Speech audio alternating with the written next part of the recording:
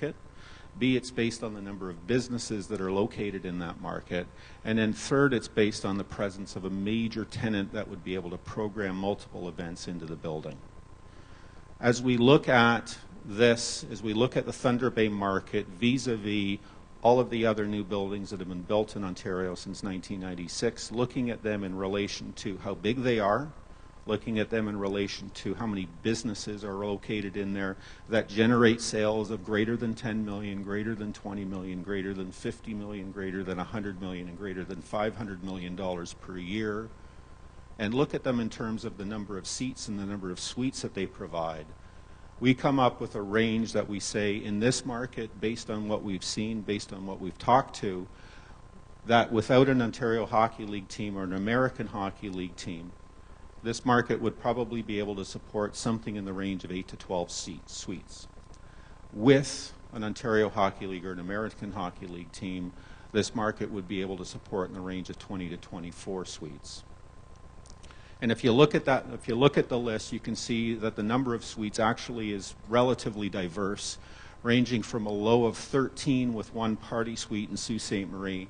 And understand that Sault Ste. Marie went out to the marketplace initially with 13 suites. They were sold out almost immediately. They then went back and said, let's see if we can sell another 13. They sold those out very quickly, but council said, no, we don't want to pay that additional capital cost to build those extra suites. They're still sold out. They're still all occupied.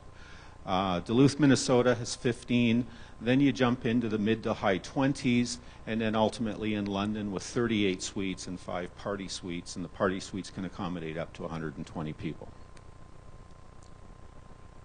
Finally, from an event sizing perspective, I want to talk about the conferences.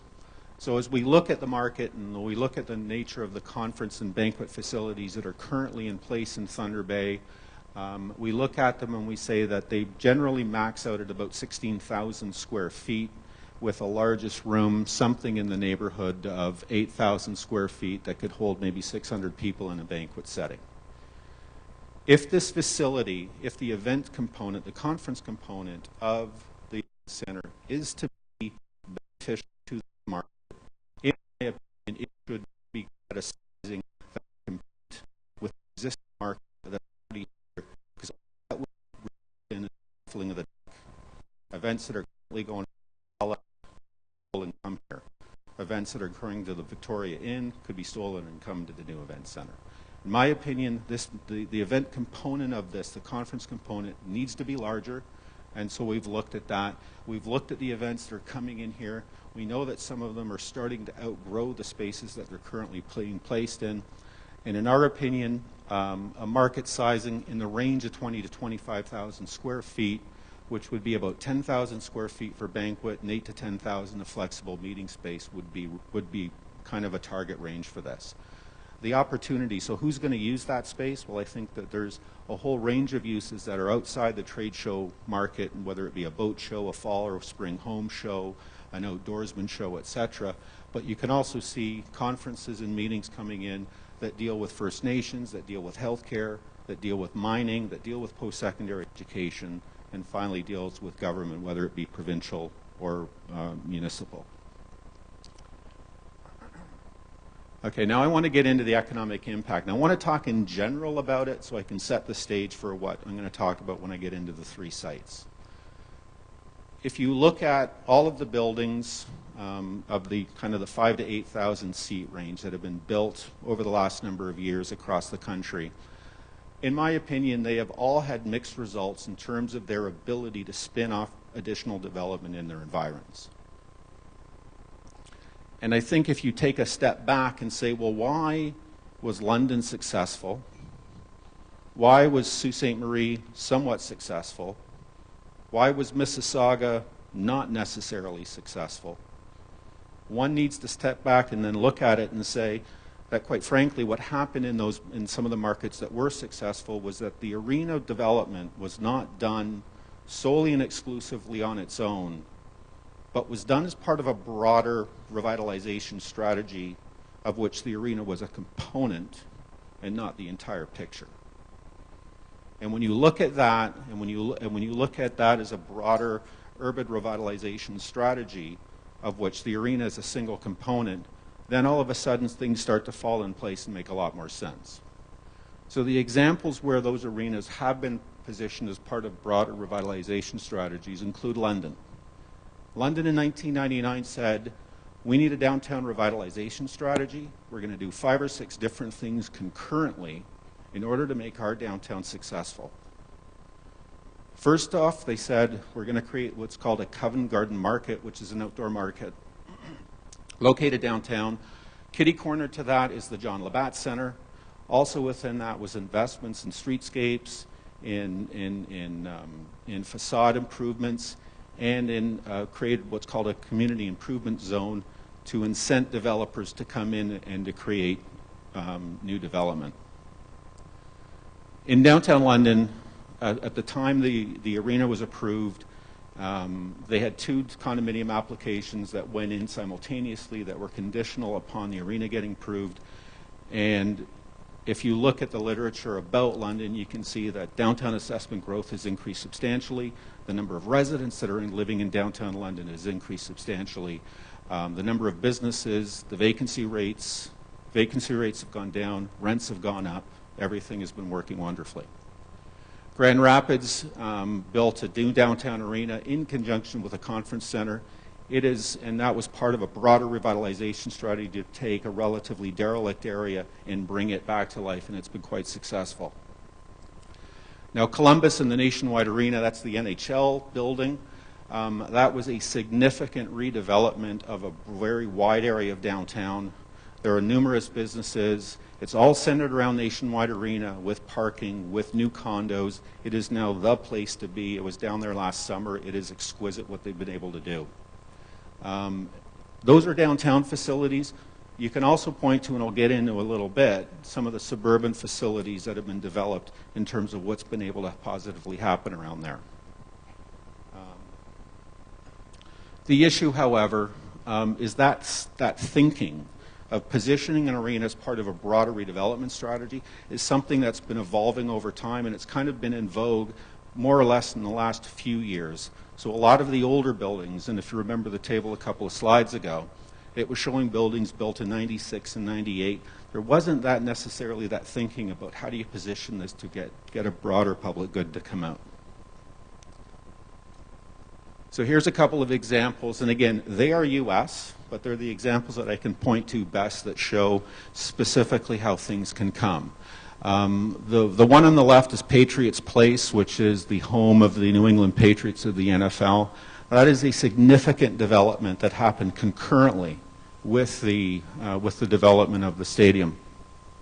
But what makes it work and what makes it successful is that there is a critical mass of development in and around it.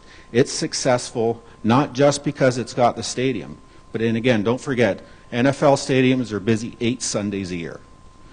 This development is busy 365. It's busy because it's got a critical mass, it's its own destination, it brings in consumers, it brings in shoppers. So on the greenfield developments, it needs to have that sense of place in order to allow things to happen. So now quickly I'm going to go through the 3 sites. The airport site, I think, is going to be impacted from a couple of perspectives. Perspective 1, it's located next to an airport. And being located next to an airport, there will be certain uses that are just prohibited from being able to be developed there. Secondly, because it's an airport, the property is owned federally and it's under a long-term lease to the airport authority.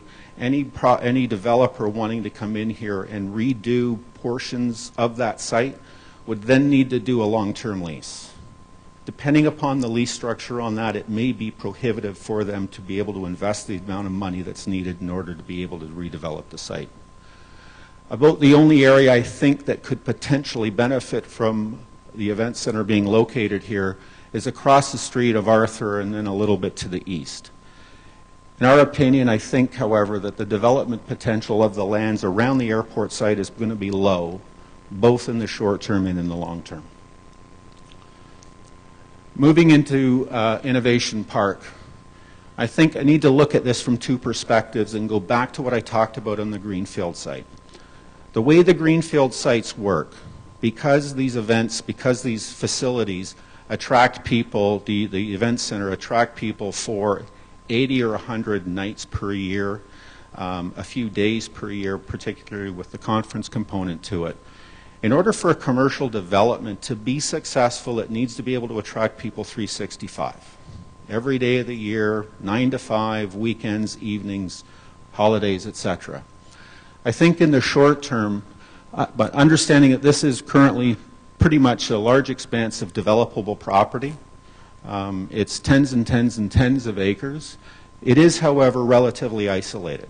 So in order for development to happen in here concurrently with the arena going in, I think it's going to suffer from that isolation. It's going to suffer from that lack of place. It's going to suffer from the absence of that critical mass of space to continually bring people into it to make the development successful. That said, I think the longer-term opportunities associated with this site are huge. This site has been developed as planned to be an industrial park, an innovation park, focused on mining. There's talk of locating on the site a mining center of excellence. There's talk of the college and the university locating research facilities here. There's talk of other businesses relocating their businesses there, their employees. If I had a business of 10 or 50 or 200 people that was looking to go to this site, one of the things I'm going to look for is the amenity package of what I can offer my staff once they get there when they're going to work. Where are they going to go eat? Do they have to get in their car and go somewhere else, or do they have to brown bag it every day? I think with the arena, being able to facilitate commercial development, being able to facilitate that amenity base to be able to support all of the other research and innovation, coupled with the mining center of excellence, which could in fact use the conference component of that development, there is the ability of this site longer term to be able to transform itself and become a significant economic generator. Finally, I want to talk about the Waterfront site. The site itself, unlike the other sites, benefits much more because it's already in a built-up district. It's already got businesses in place. It's got development and redevelopment opportunities in and around it. It already has that critical mass of people, of businesses, of visitors coming to it that is able to support new development. If you look at the circumstances that have happened in London, and again, London's 500,000 people, Thunder Bay's 100,000. It's not comparable. In fact, it is, but on a smaller scale. Same thing happened in Kingston. Kingston Event Center went in downtown. People said it's the wrong spot. There's going to be all these issues. Businesses have improved. Attendance or the visitation to all the stores and the restaurants, etc., have increased substantially. Rents have gone up. Vacancies have gone down. All positive results. In my opinion, in this case, the opportunities here for short-term positive impacts are positive. And similarly, with what we've seen in other markets, there's potentially also a higher potential for redevelopment to go in the future. Investors coming in, looking at a building, looking at it for residential purposes, looking at it for commercial purposes, looking at it for hospitality purposes to tie into the event center. So in summary, I think that if we look at where we are in terms of the event center as it exists today, we've got an arena size that's probably in the range of 55 to 6,000 fixed seats. We've got suites that would range from 8 to 12 without an OHL or an AHL tenant, 20 to 24 with an OHL or an AHL tenant. Conference space, and again, that's excluding the arena floor, which was about another 20,000 square feet, but conference space of traditional banquet and meeting room space of 20 to 25,000 feet. Low development potential in the short term and longer term at the airport site. Lower development potential in the short term at Innova, but potentially high development potential over the longer term. Higher development potential in the short term in the downtown, and potentially high development potential over the longer term. I will now turn it back to Conrad, and he'll go through some of the building designs. Thanks, Ron. The first thing I'd like to do is just give you a little bit of information in terms of the sites. You all know where the sites are, but you may or may not know how large or how small they are. So very, very quick commentary on that. The Innova Park site is flanked on the bottom of this drawing by Harbour Expressway and Thunder Bay Highway on the left. It's a V-shaped configuration of land, and it's made up of 8 different parcels of land. The total area of the Innova Park site is 27.12 acres. There's a lot of real estate there. The building itself is on 3 pieces of property, and then the additional 5 pieces of property are for parking. And as the BA group has developed its parking strategy for this site, I found out this morning that we probably need to add 1 more piece of property to the mix in terms of getting the appropriate target parking capacity on the site. Total site value, and this is just based on the price list, is just south of $2 million. Downtown site, this is what we're assuming with the downtown site. So it's a bit of a panhandle. It includes all of the land contained within Water, Cumberland, Camelot, and Van Norman. It also includes Van Norman itself as part of the building site. And then the parking lot that is north of the pagoda, we are including a portion of that in our site calculations. One of the things that's wrong with this drawing is we've created this public plaza just north of the pagoda, and we'll be putting a little bit of surface parking there just to serve the pagoda. But that's the size or the configuration of the property. And when we look at it, it's basically 3.13 acres of size, 136,000 square feet.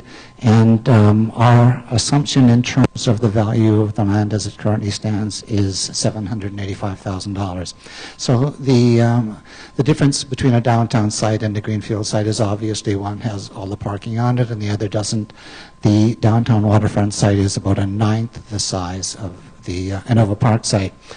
Looking at the airport site, and this is a Google Earth photograph put under the property, the street going across the page at the top is Arthur, and the site is very regular in terms of its shape, and we've created a buffer along Arthur just to separate the parking lots from Arthur Street.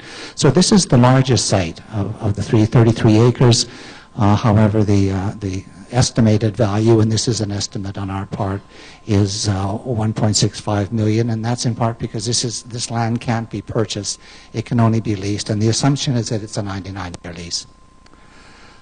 So just a summary as a comparison, Innova Park at 27.12, downtown at 3.13 acres, and airport at basically 33 acres. And I think, as I've said earlier, this is probably coming down to an evaluation between Innova Park and the waterfront. I think these numbers are interesting and important just in terms of size, but we're not saying that in terms of the evaluation, bigger is better or smaller. Or it's just interesting to see the 2 sizes. What I'd like to do now is just take you through some of the refinements of the design. And we'll start with the Innova Park site, and this design is a little bit different than the one you would have seen at the last open house. As I said then, I like to take people through a design just by taking them through the building section. So with Innova, and this is true of the airport as well, there are only 2 functioning levels to the building, the event level and the private suites level. So one is at natural grade, which makes sense for a flat site. Not much excavation required, and then the private suites is at the top of the bowl. So looking at that lowest floor, and just to be different, we're not showing hockey today. I don't think we've got any image with an ice surface in the bowl. What we're showing here is probably one of the more flamboyant fit-outs of the building, showing a boat show on the ice surface, a trade show in some of the meeting room areas. So a lot of the walls in the meeting rooms and the conferencing component just retract back. They disappear so that we can make the space as large as possible.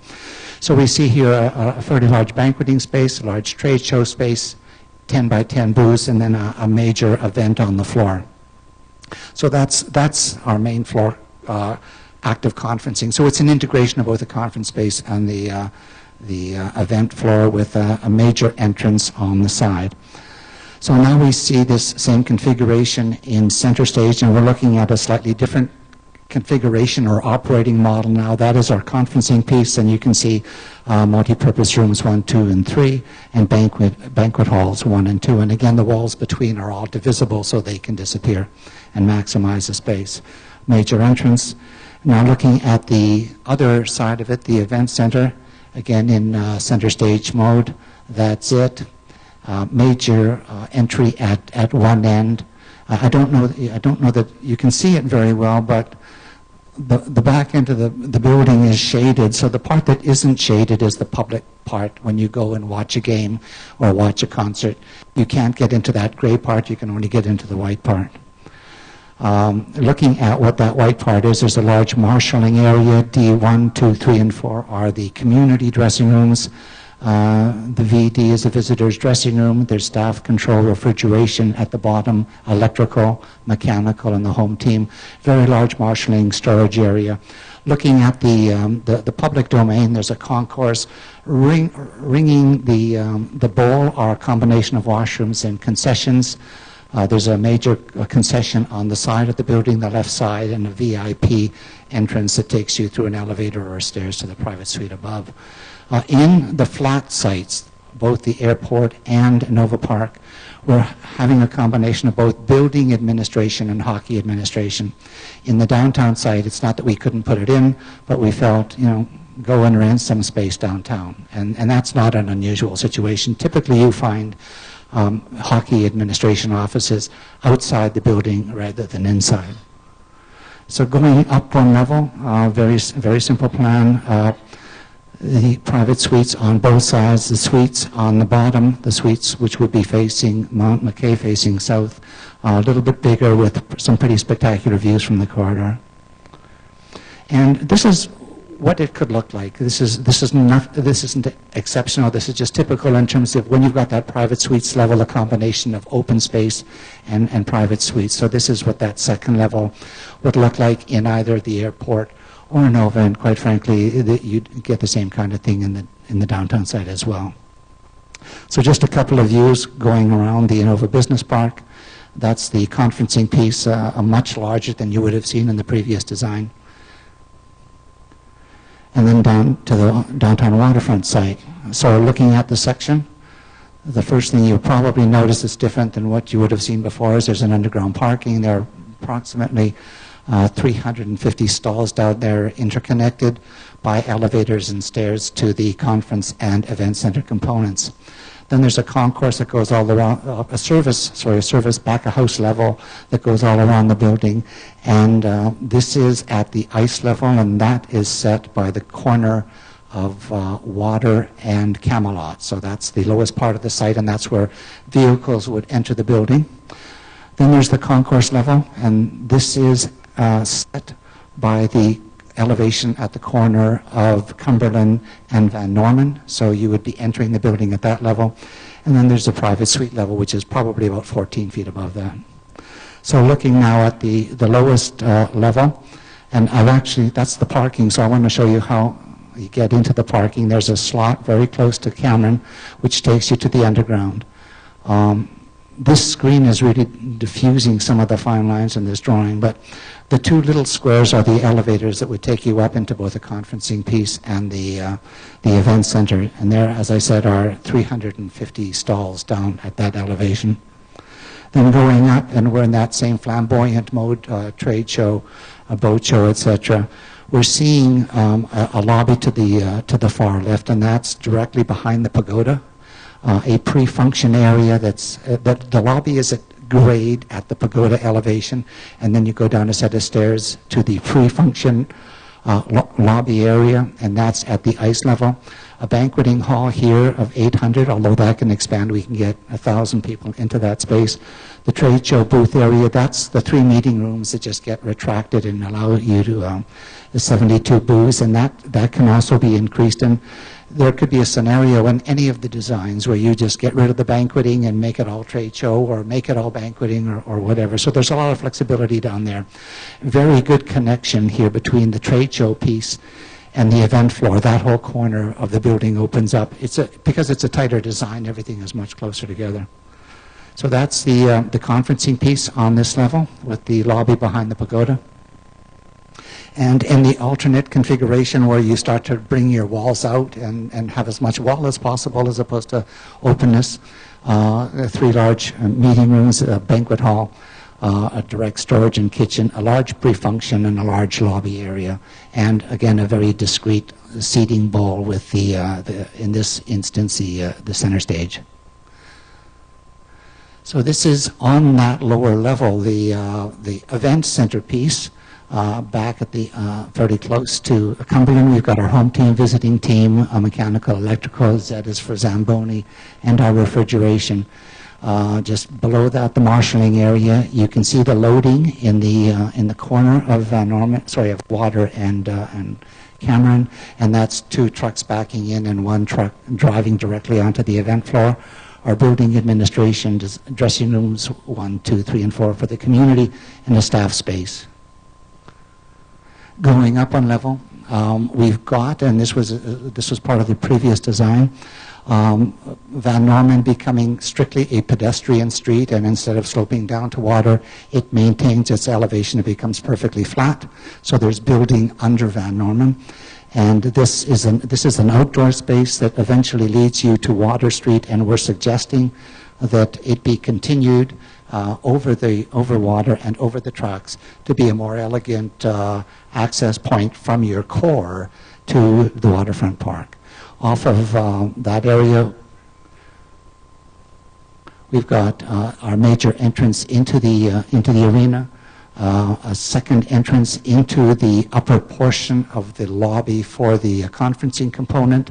So this is probably about 8 feet higher than the main entrance, which is just north of the pagoda, and a VIP entrance or lobby concierge area for the private suites.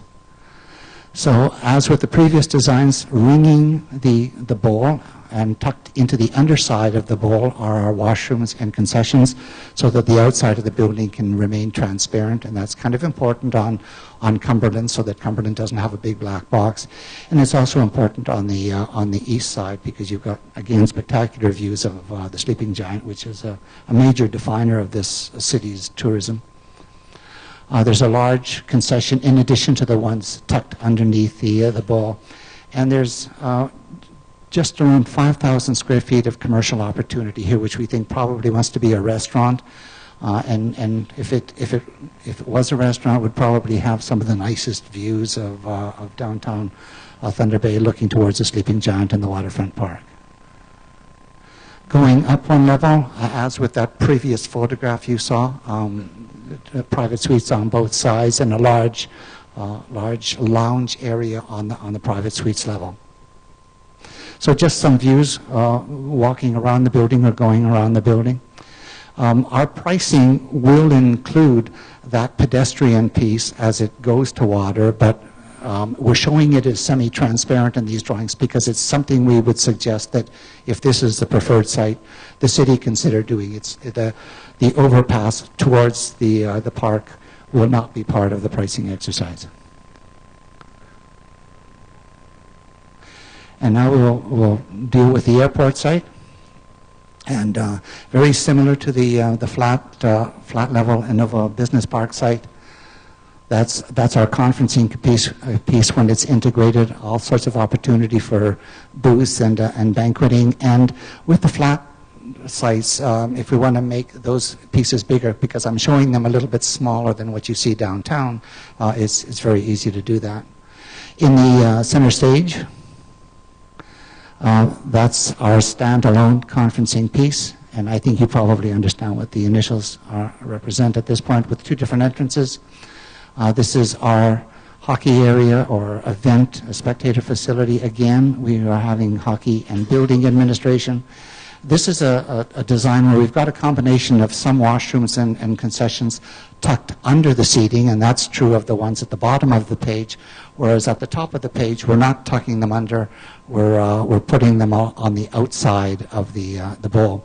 The intent here was we wanted a concourse in this area that had views towards Mount McKay, so there was a strong sense of being in a particular location, and there's not a real problem with light bleeding into your event just because of the nature of the spaces that lead you into the bowl.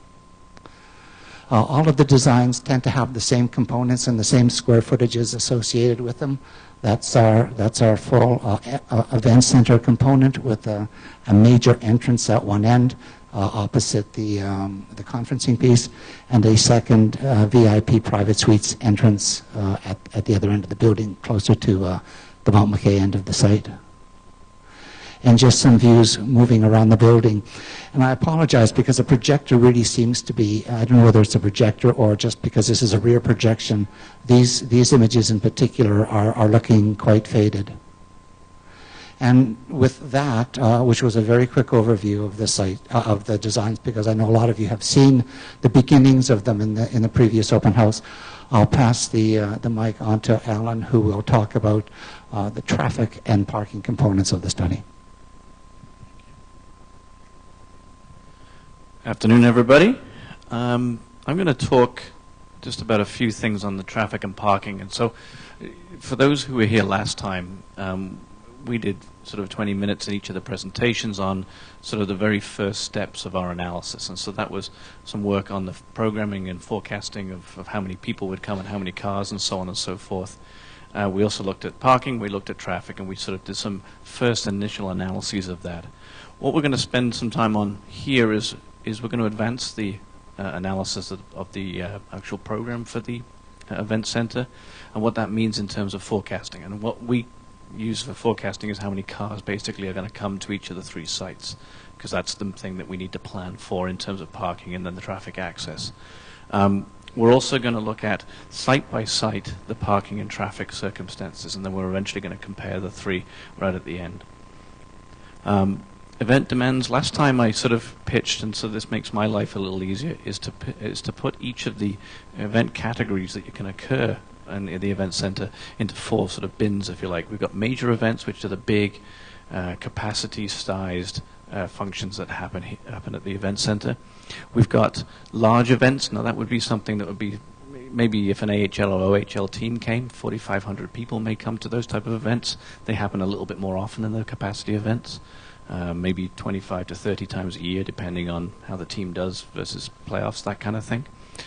Typical events, so we're calling those anything up to 2,500 people inside the facility. They can be circus, family shows, that kind of thing.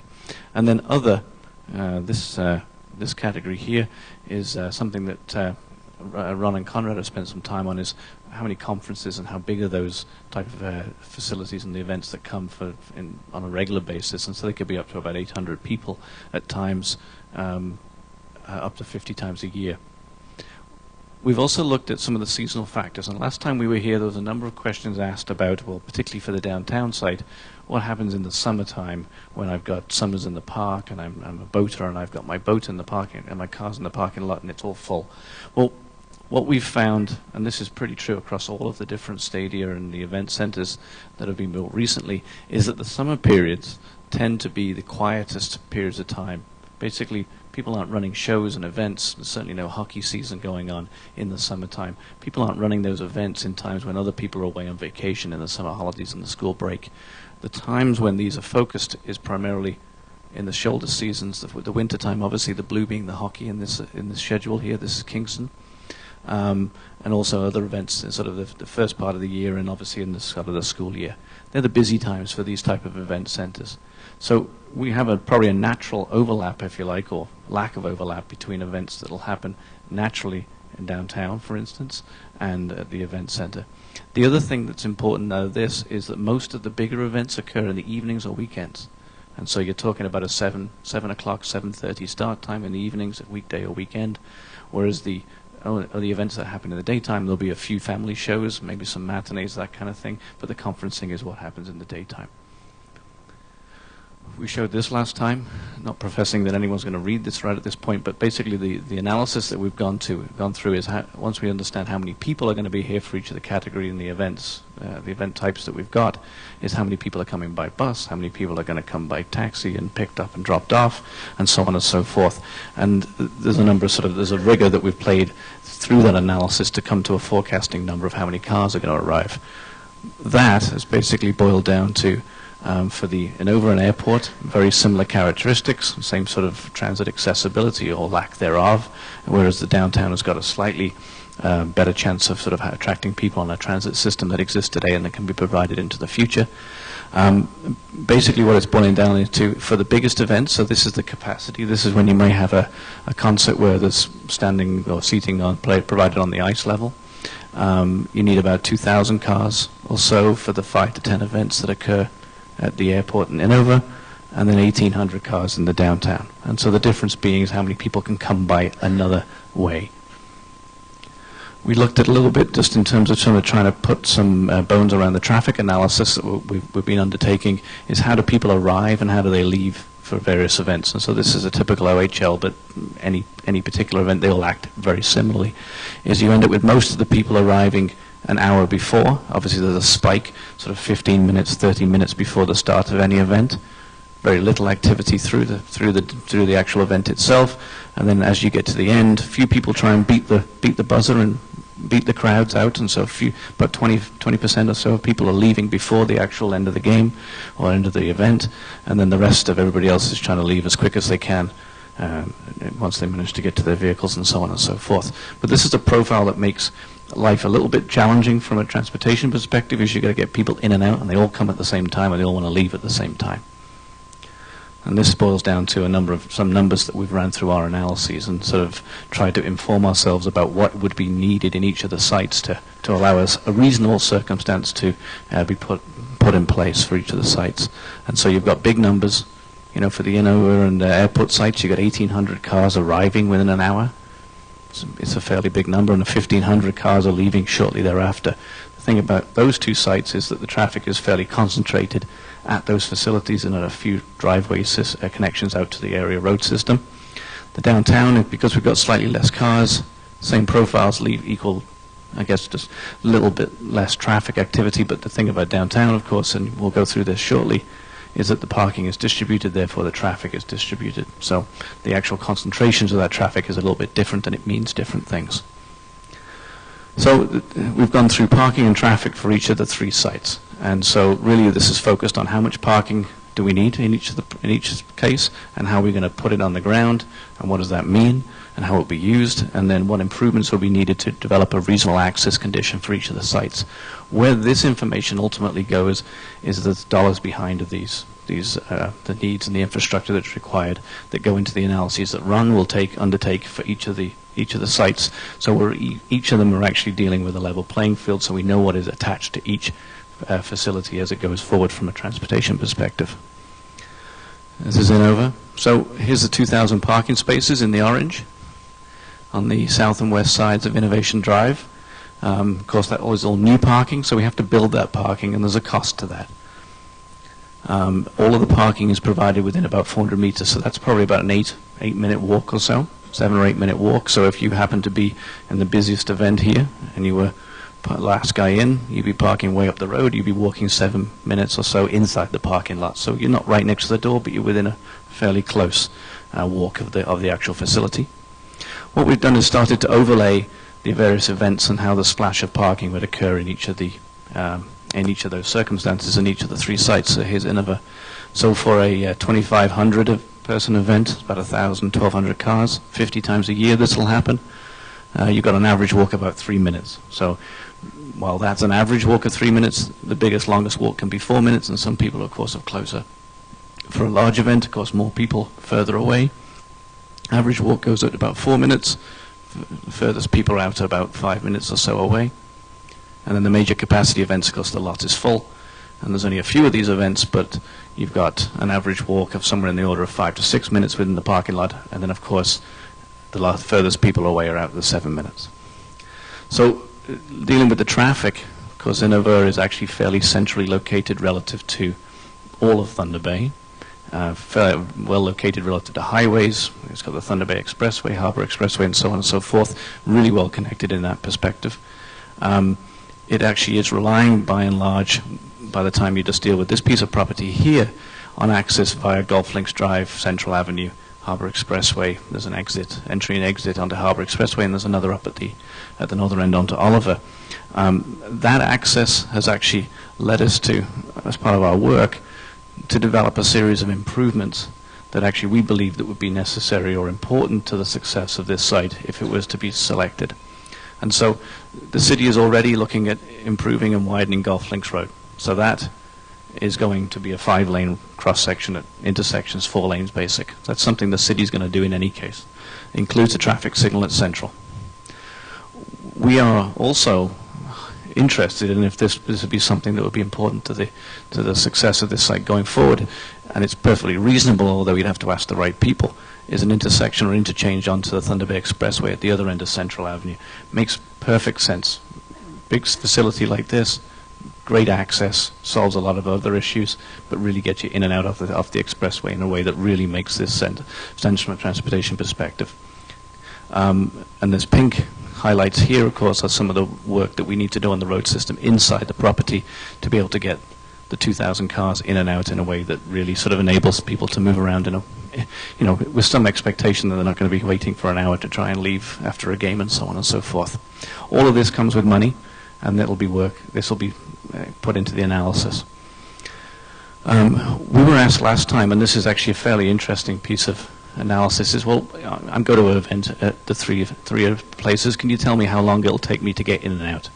And so what we've really focused on is the out. At the end of the game, how long does it actually take you to leave from the doors to actually having your car and driving away onto the road network unencumbered by other people in your way? So there's 2 components. The first is how long does it take you to walk to your car? And so on average, this is, some people will take a little longer to walk to the car. Other people will be really close because their car is closer to the doors. But for a big event on the Innova site, 5 to 6 minutes will get you to your car. So if the minute you just stepped out of the event center, 5 minutes later you're into your vehicle.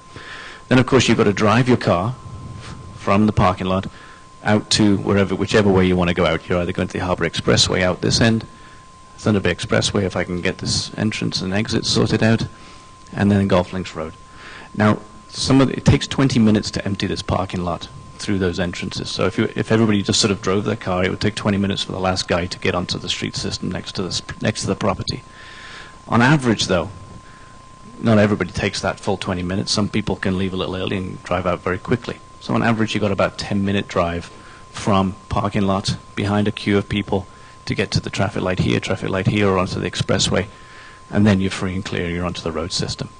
So your total travel time for this one, and we're doing one of these for each of the 3 sites, is about 15 to 16 minutes from leaving the doors to running onto the highway, and off you're running on your travels home. Looked at the Waterfront site next. There was 3 types of parking. We touched on this last time. There was private parking all over downtown, and there's public parking. 2 types of public parking are the off-street parking in the major lots, surface and the structures, and across Prince Arthur's Landing as well, and of course on-street parking. For the purposes of what we're doing right now, we've focused on the public parking that the city owns and controls. What we haven't done is assumed any use of private parking. And that's because we simply don't own it. We don't know if it's going to continue to be available, nor is it reasonable for us to do that at this point. It is an opportunity with this site, if it were to be chosen, that would be sort of an exercise that the city could go through in terms of what parking could be available from a private perspective that would actually improve the parking situation for this property. Again, we haven't done that at this point, and it'll be something that will be looked at if this site is the one that's selected. A lot of parking restrictions, so we've spent some time actually looking at what the parking restrictions are on each of the streets in the downtown. This happens to be a 12-minute, 13-minute area. All of this, the site's right in the middle. It is a bit washed out, but this is the site right here. This is Water Street and the rail line. And then this is a kind of a 12-minute area. The red means no parking. The green means metered parking. And the blue are surface or structured public parking facilities. So there's quite a lot of parking in the area, about just shy of 4,000 spaces overall. Of course, public supplies is about 1,775 or so. And I'll just go through this. We've also looked at how far each of these parking spaces are, because this is the one thing about this site that's different from the others, is that you're talking about some further distances to the parking that will be available to be used for this facility. And so the green lines here is a 5-minute walk. The light blue at the end of the light blue is a 6 to 7 minute walk, depending on how fast you walk. Purple, that's an 8 to 9, and then of course the end of the sort of orangey color here is about 12 to 13 minutes. It sort of gives you a sense of how far you actually, rather than drawing circles, which crows fly, when you walk on a street you've got to turn corners, this is how far you could get in those kind of times. We've then decided to overlay the supply within each of those bands. 5-minute walk, you've got about 300 and something spaces. Within 8 to 9 minute walk, you've got about 1,265 spaces in total, public parking. And then 800 meters, you've got 1,700 and so spaces. We've then, because not all those spaces are available all the time, we've undertaken a number of parking demand surveys across all of the public parking, and private parking too, but the public parking, to find out how many spaces are occupied at any particular time, and particularly the key times when events may be run at the event center. And so what we've found in the daytime, which of course is the busiest parking-wise in the downtown, less than half full. Half of the spaces are full, so about 40% is full. And then at times, sort of the evenings and the weekends, when you've got maybe the larger events that could occur at an event center, you've got about 25% occupancy. So 3/4 of the spaces are actually all available for use by anybody else in the event center. We've started to map that onto these type of graphics here, so this is probably one of the things that people can dwell on in the information afterwards, but we've got about 1,185 spaces, actually this is an easier number to see, within the 12 to 13 minute walk, just shy of 1,200 parking spaces available in the public parking facilities, so this is empty parking spaces. And then at the evenings and weekends, that number jumps to about 1,500 spaces. So that's what you see on the ground within this 12 to 13 minute walk. Comparing that to the demands that we had a little earlier, we're looking at 1,800 vehicles in the downtown for the biggest events. You know, these happen a few times a year. Major events, 1,600. The large events, these are the ones really the core of the business of the event center, 25 to 30 events, 1,450 vehicles. So where we've come to is that we think we don't quite have enough parking in the downtown as it stands right now to actually sustain this facility as planned. And so what we've made the step, and Conrad's touched on this, is to build some parking into the development plan itself, and that happens at this point to be on the site because that's where we know we can deliver it if this site was to move forward. And of course that's a cost that gets borne by this development plan. And so Conrad touched on this, but this is the 350 spaces that are underneath the building. It's a single parking level. What this parking does is it provides for VIPs as well as for conferences and that kind of thing, where the immediacy of parking is a little bit more important than a big event where people are prepared to walk a little further. But it also, because you've only really got maybe 100 and so events at the center itself, this parking of course is available for not only replacing the parking that's actually on the property today and being used by the current commuting parkers that are in there, but it also may provide actually a pretty good resource for the Prince Arthur's Landing, for the summers in the park. It's actually a really nice resource that can actually be available a majority of the time to actually help general parking across the Prince Arthur's Landing area. And so that's sort of a side sort of issue or question or consideration in developing this. While it may be primarily for the event center on the times it needs it, it'll be available at other times for many other uses. We've done the same kind of splash here in terms of where the demands would be for the different events. We added conference here because of the sort of the nature of the downtown and the need to sort of explain where conference parking, which wants to be a little bit more convenient, where it could be. And so you can kind of see that the orange here and the blue are the places where the parking would be, about 500 cars for a 800 person conference. That's all within a 5-minute sort of walk, on average about a 3-minute walk. 2,500 people, typical event we've called them. That parking is within 8 or 9 minute walk, and that's the orange, and then the full use of the garage and so on and so forth. Then we get to the bigger events, so this is your typical hockey event. This is the one that people are most familiar with in terms of what it may mean. 25 to 30 events, but you can kind of see we're getting to within a 10 to 11 minute walk of the site, for, for everybody, and then an average walk that's less than that, and some people may be lucky and be right around the corner. And then the major capacity events, you're into the 12 to 13 minutes of walking time to get to the facility for the people who are furthest away. And again, that doesn't happen a huge number of times across the year, but it's to show how that would be accommodated. What we've assumed here, of course, is the 350 spaces are on the site in this development plan. I touched on this a second ago, but what we haven't done is relied upon any of the private parking. If private parking, if an opportunistic owner had a parking lot with 100 spaces in it or 50 parking spaces and felt that that was part of their, they wanted to make a bit of money and wanted to make it available, of course that would happen.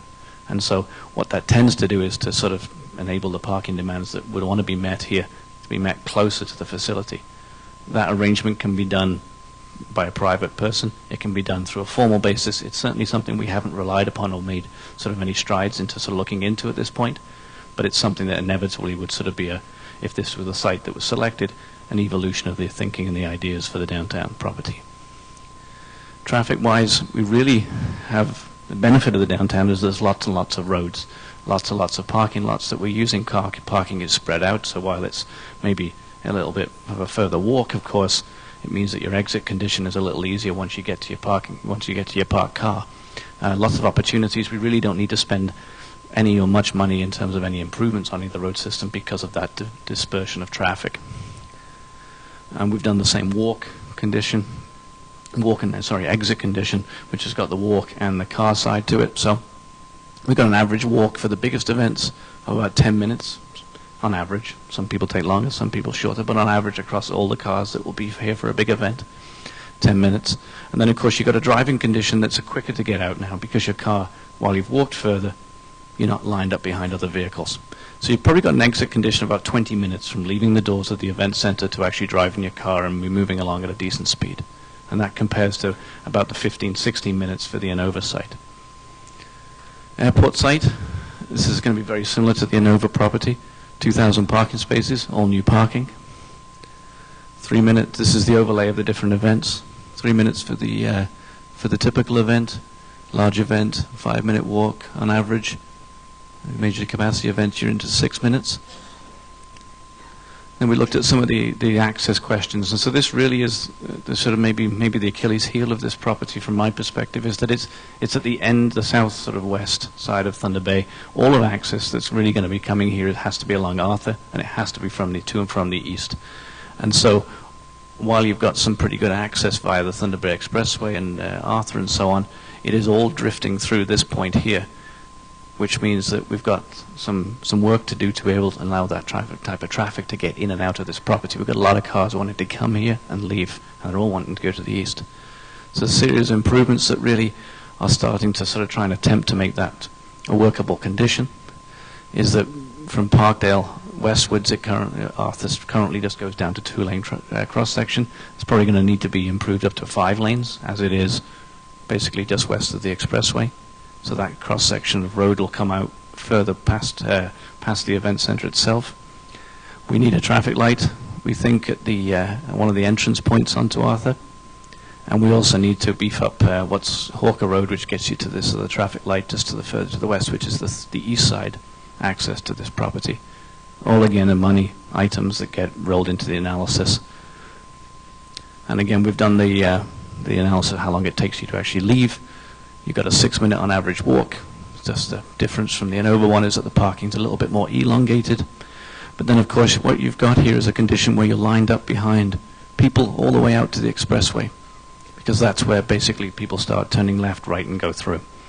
And so that takes a little bit longer than the Innova site, and longer than the downtown site. So you've probably got, of all the three, probably the longest amount of time it takes to leave here to actually get moving and move along. Probably about 20 so minutes, 25 minutes or so. Quick summary of the three.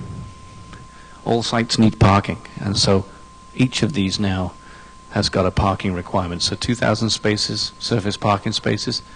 They're not free, they're not cheap.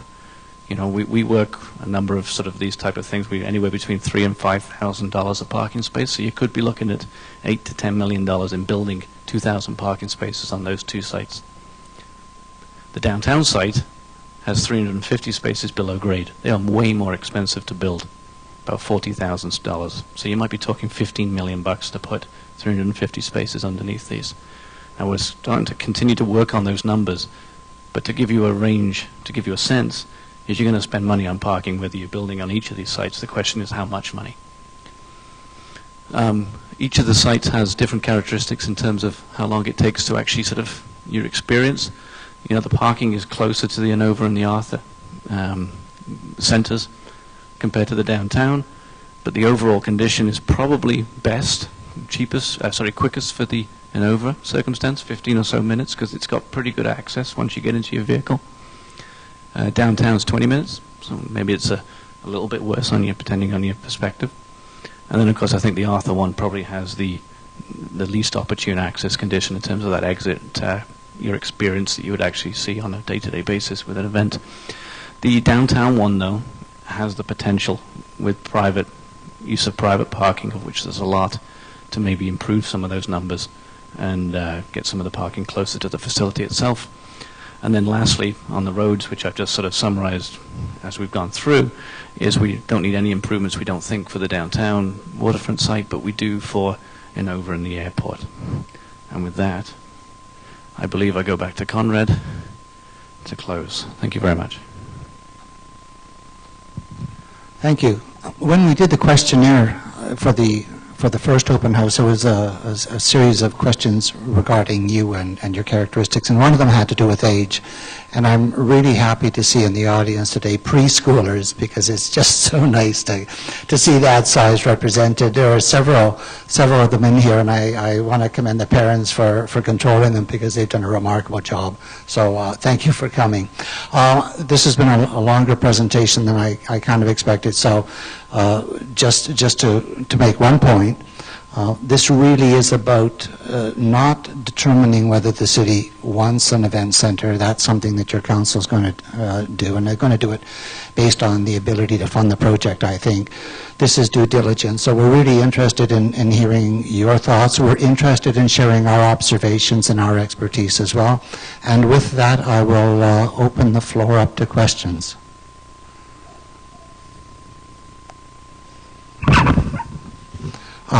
Stacy, if you have a question, please line up at the mic. Pardon me? Oh, okay. Yes, sir. Hello. Thank you very much. Yeah, Ray Smith is the name. I've been involved with the Fort William Gardens for about 50 years as a coach, manager, referee, spectator, and a director and public relations officer with the Thunder Bay Twins. I was with the Twins for 3 other Allen Cup wins in 85, 88, and 89, the last 3 of 5, which is a record. I was also involved with the Fort William Gardens when it was being debated in the early 90s whether it should be repaired or replaced. I was for repairing it, and I had hoped by now that a location would have been chosen, but we're still at square one. Very, very briefly, I choose Innova Park as the location, and with the help of Mr. Bill Horty, I think he's still here, there he is, we decided to conduct a little poll, and we started on Friday, March 2nd, I think it was Friday, March 2nd, at a junior hockey game, the Thunder Bay North Stars. So we did a small poll that night of the patrons of the gardens, the people that actually use the facility, and the results were 89% for Innova Park and 11% for the downtown water site, street site. So anyways, we carried on with this poll. Bill lives in Port Arthur and I live in Fort William. And with the help of many other individuals, hockey players, patrons of the gardens, we were able to complete our poll on the 9th of April. And the results were 78% for Innova Park, 19% for the Water Street site, and 3% for the airport. These polls were consistent with Chronicle Journal polls that were held last summer.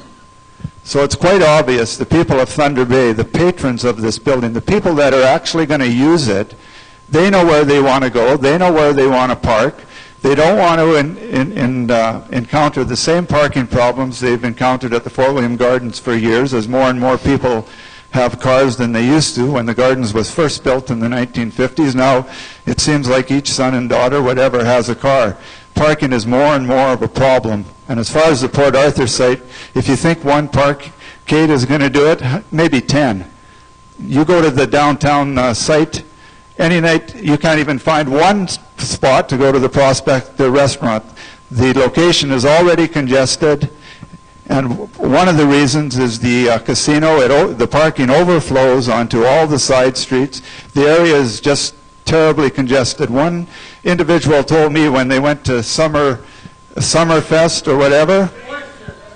Okay, thank you. But anyways, it took them an hour to get out. We have circulated these green sheets that summarize the Innova Park site. Okay, my question, I have one question, Mr. Wojcik. Could I ask it of the audience who favors Innova Park? No? Okay, well, that's fine. That's fine. We'll just use the poll results. Thank you very much. Thank you. Yes, sir. My question is for the fella in the middle there. Yeah, no, him. Yeah, you. I don't know your name. I don't know your name. What I want to ask, of all those places that you were involved with that they built, and there was quite a few of them, London, Ontario, and lots of them, did those people have a vote on this before you put it through? Do you know or you don't know? In every case, the decisions is exactly like this. There was a public process that went through, there were public meetings, they got to voice their opinions to their council, and then the council made the decision. The public didn't make no decision. The council, the public provided input. So there was to the no elected vote. You can't say there was any vote. Well, that's all I got to say, but I think here we should have a vote on this. I'm the taxpayer. I've been here all my life. I should have a vote on this, whether it should go ahead or not. That's all I got to say. Thank you. I'll address my concerns to the financial viability of the facility. Conrad, the first slide that you put up that showed the 4 most recent facilities you'd been involved in. Yes. Last night I happened to Google arenas with financial difficulties. Bravo. 3 of your arenas appeared. Kent and Kingston and Abbotsford. So I'll just start with that, and then for Ron, most of your projections are based on an OHL or an AHL franchise.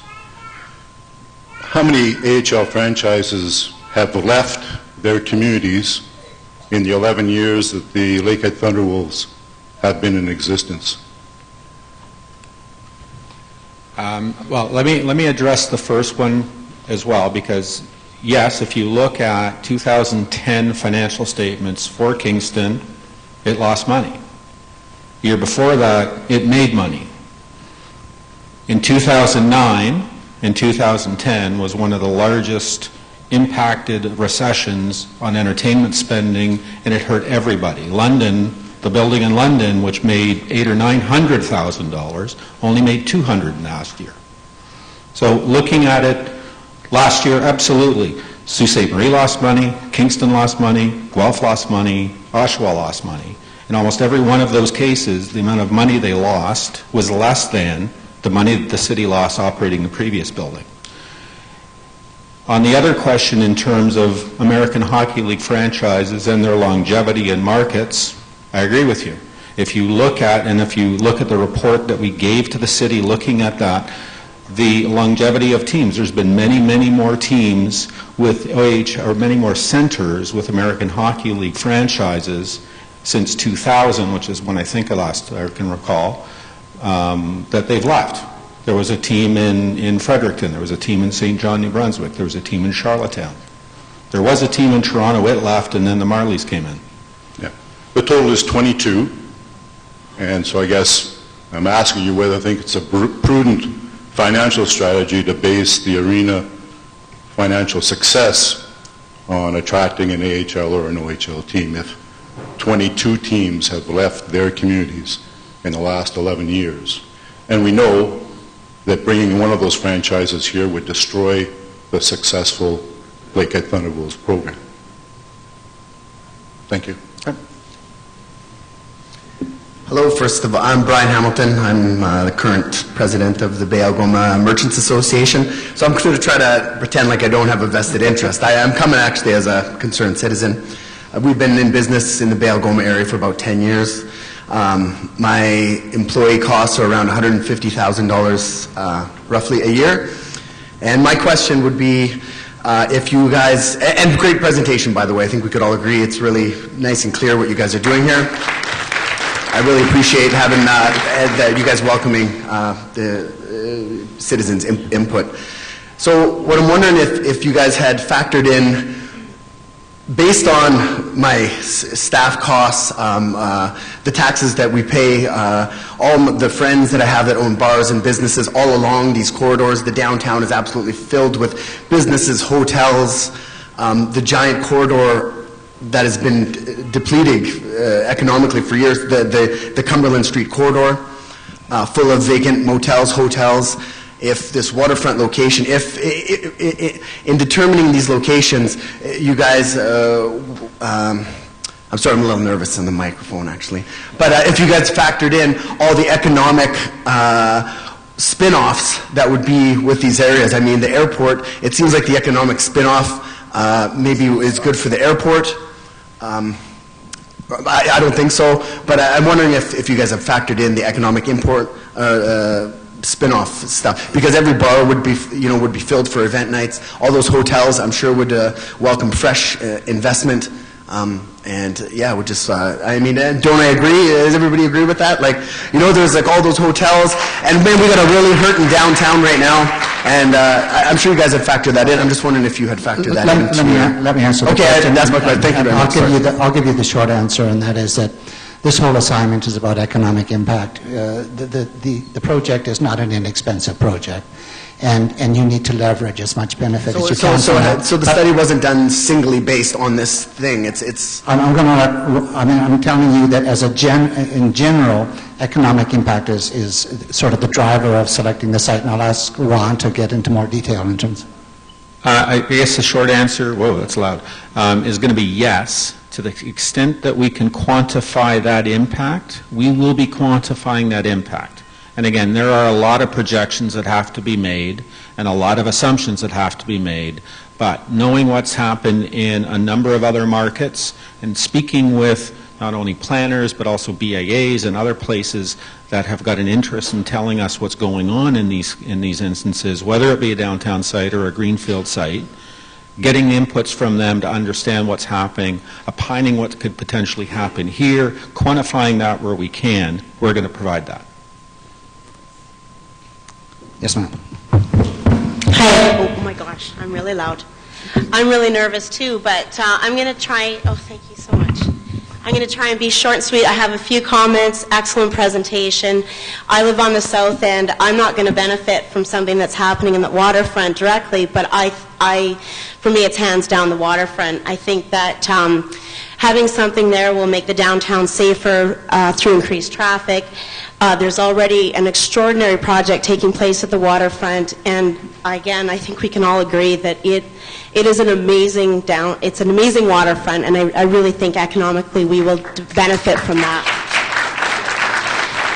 I'm 40, my kids are 5 and 6, and I'm really concerned about making Thunder Bay a great place for them as well. I hope they don't have to leave the city. I hope they can continue to make it their home.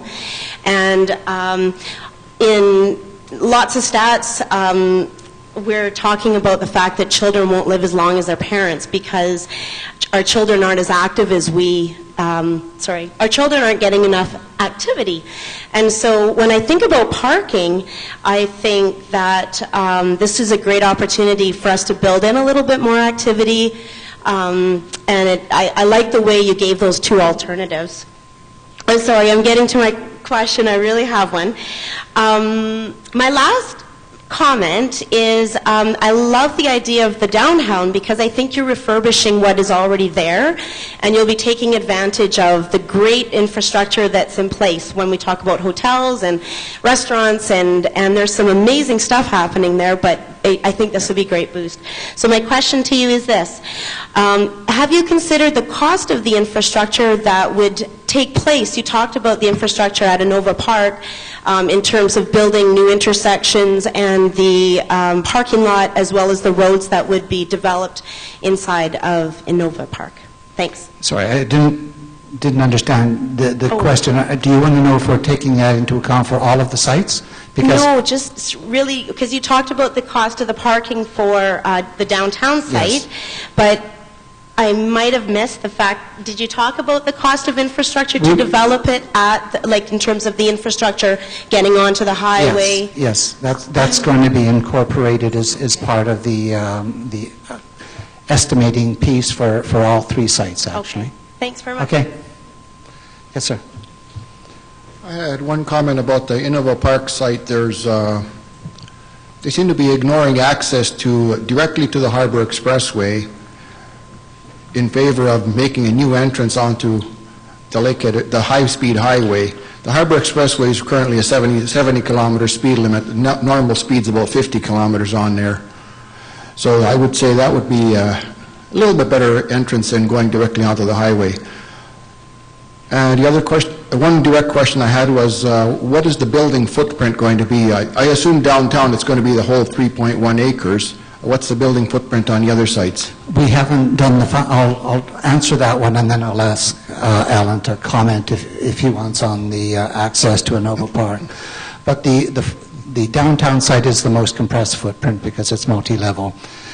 Because the calculation of the design of the conferencing piece has been in flux in the last week, we haven't finalized a square footage of that, but there's no question that the footprint of the airport site and the Innova Park site will be considerably larger than the footprint for the downtown site. So yes, the footprint for the downtown site is around 3 acres. I know the downtown site, but what about the flat site? We haven't calculated the overall footprint. The areas, the footprint is the amount of space the building actually takes. Yes. The square footage in the building, which could be on a variety of levels, of the 2 designs would be reasonably similar, of the 3 designs would be reasonably similar, but we haven't calculated the footprint of Innova yet. Okay, the only other thing I had was a comment. I don't favor any of the sites.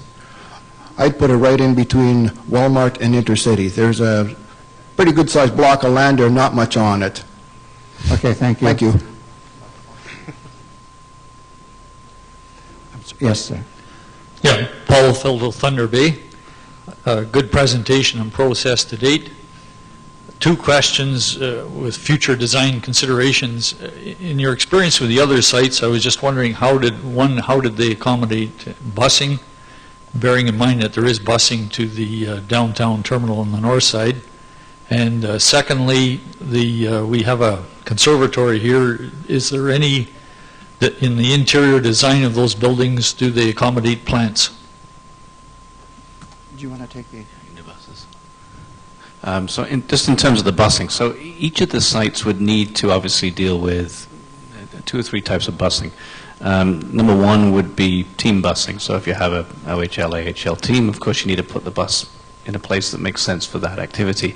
The 2, I guess, the non-downtown sites, the airport and Innova, logically, and I think in each of the plans, there's a back of house where that bus can actually be provided and located at grade. The second type of busing, of course, is charter busing. So we may have, for some of the bigger events, you might see busing coming from across the region to bigger events at each of the locations, and those charter buses need a place to drop off people, place to park, place to come back to and pick up people. Again, we'll factor that in. I'll just touch on that in a second. And the last is transit.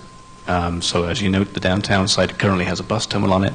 I think an example of what the city actually did for the courthouse down in Fort William is that the buses were relocated around City Hall in that sort of square about sort of form, as opposed to being a terminal. They used the street system to actually provide the bus terminal facilities in that way. Again, details haven't been worked out in terms of that, and it's something the city would deal with if the downtown site were the one that was selected. But there is a place for those buses to go and a way to resolve it. In terms of the charter buses and the team buses in each case can be put inside the building. There's a place where they can go in each case. Charter busing is a little bit more challenging for the downtown site. What we have done in each of the plans is we've left space along each of the frontages of the actual event center in the downtown one where that type of activity can naturally occur without being encumbered by parking and that kind of thing. It's something we'll have to roll out in much more detail when or if that site is pursued. The other two sites, of course, have lots of space where you can actually provide for that in either their own facility, in the parking lot, or in front of the actual event center. In terms of the conservatory question, while it's very common for event centers and in particular conferencing centers to have a thematic component in terms of the interior of the space, and especially the public space, the space that's not the meeting rooms or the banqueting hall, and that's bringing landscaping into that is a potential. I think your question probably deals with perhaps relocating an aspect of the conservatory into the building, and at this point that's not one of the considerations. Thank you. Keep up with the good work. Thank you.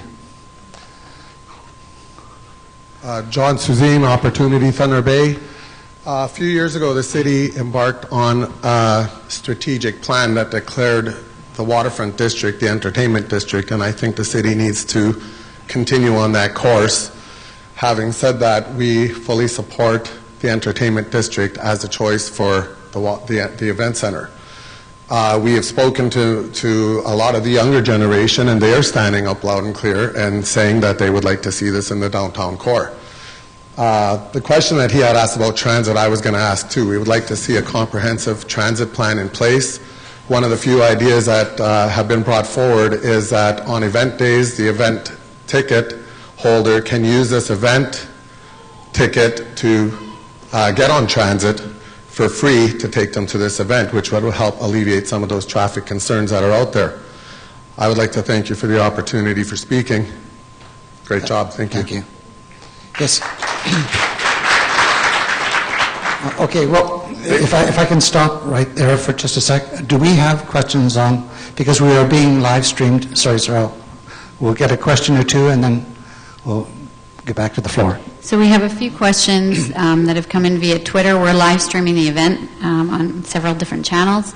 One of the questions is, what facilities will be available to the media and broadcasters to broadcast events, and what kind of spots will they have? Okay, typically with a venue this size, there's a media space, not typically hung from the ceiling structure, but a legitimate accessible space.